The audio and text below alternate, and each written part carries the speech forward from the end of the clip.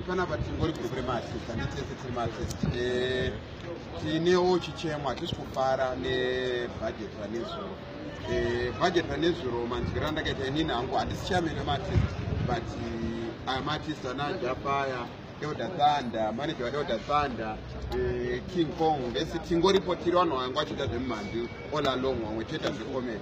Tikunzwa kuti pane mari yakabuda nezuro pabudget. Mari kuma 53, 58 million ameno iri pakati ipapo. Chinhu chandinotipadza ndechekuti mari iyo ikunzi tikugowana nevanhu vebhora. Tikuramba izvozvo semati handiti kengaramba kuti hazviite kuti tinzi tigowane mari nevanhu vebhora. Hapana chinhu chiri kumboona chiri kubuda pabhora remuno muZimbabwe. Vanhu vazhinji vari kunakidzwa nemumhanzi handiti nemakomedi atiri kuita isusu ndo zviri kunakidza vanhu.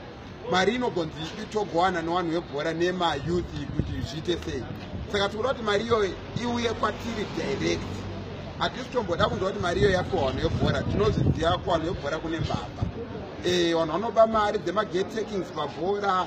Saka kuzonzwa tozonzive mari because kuna ana Philip wagara vanondozikanwa muno kuti mari ikangoenda mumaoko avo inoita se inodisappear. Saka tinoda kuti mari yematist ngaingoya kuno kana zvichinetsa tiriwanganiko panapa 1 2 3 4 5 6 7 8 9 10 11 12 13 pa 58 million iyo ngawangotipa 18 million yedu tozvionera fulani togowana pachedu. Isusu matist hatinambobvira taita problem pamari. Hakuna muti wakambonzi atist abirana mari.